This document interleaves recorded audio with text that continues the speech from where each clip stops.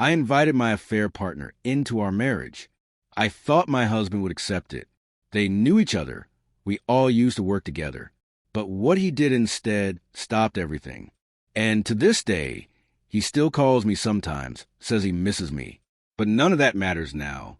Because once you hear how it really unfolded, you'll understand why I lost everything. It began 2 years ago at a marketing firm where the three of us worked. My husband, Eric, and I had been married for 9 years.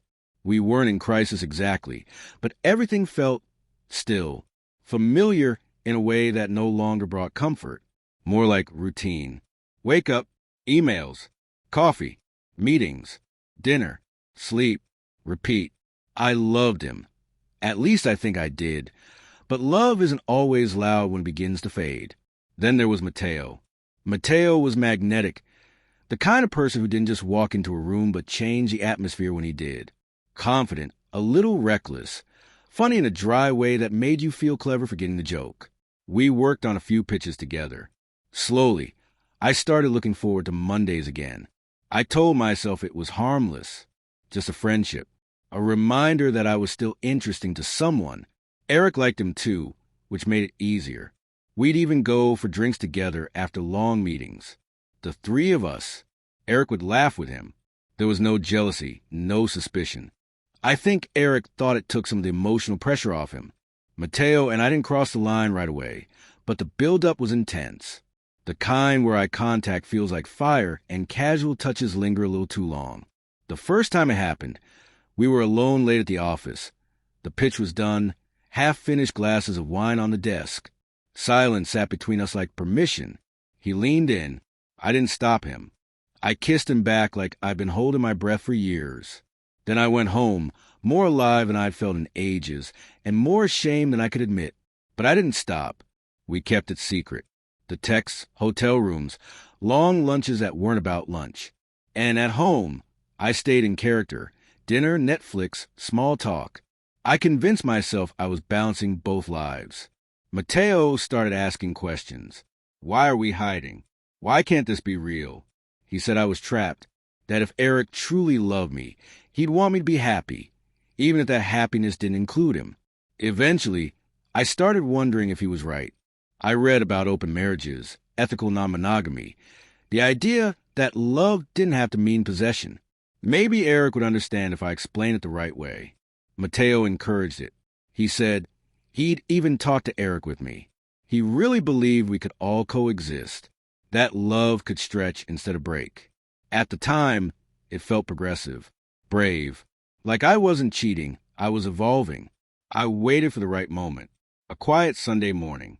Eric reading the news on his tablet. I told him I needed to talk. When I said it, told him everything, he just blinked and set the tablet down. Then he laughed. Not joyful, just hollow, confused. He asked questions. Was I serious? How long had it been going on? I didn't lie. I told him the truth. I said I still loved him, but I needed more. That maybe, if we all talked, we could find a way forward. He just stared at me like he didn't recognize the person sitting across from him. Then he got up and walked out. No yelling. No accusations. Just silence. 3 hours later, he came back. Calm. Too calm. And said, "Okay, invite him over." I didn't know what to say. It felt like a trap, but Mateo was optimistic. He thought this was progress. The next night, Mateo came to the house. Eric poured drinks. Mateo tried to ease in gently, saying things like, "This isn't about replacing you. There's enough love for everyone." Eric just nodded occasionally. His face was unreadable. Then suddenly he looked at me and asked, "How long did you think you could lie to me and still call it honesty?" I had no answer. He turned to Mateo and said, "You think you're some enlightened savior? You slept with my wife for a month behind my back, and now you want to thank you for it." Mateo's expression shifted. "It's not like that," he said. But Eric wasn't done. "I brought you into my home. I trusted you, and you repay that by tearing it apart." Then he stood, still calm but cold. "I don't share. I don't beg. And I don't rebuild what someone else chose to burn." He looked at me, not angry, not cruel, just done. You made your choice, both of you, and now I'm making mine. Then he left. Not just the room, the house, the marriage. The divorce papers came 2 weeks later. No yelling, no negotiations, just a clean break. Mateo didn't last. He tried at first, said we could start fresh. But when the thrill was gone, so was the spark. Without the secrecy, it all fell apart. We ended faster than we began. Now I live alone. Sometimes Eric calls. Not often, but when he does, his voice is quiet. Sometimes he just says, "I still miss you." And then he hangs up, and it guts me because I miss him too. But I also know I broke something that doesn't get fixed just because I want it back. I thought I was expanding love, rewriting the rules, but I was just justifying betrayal in prettier language.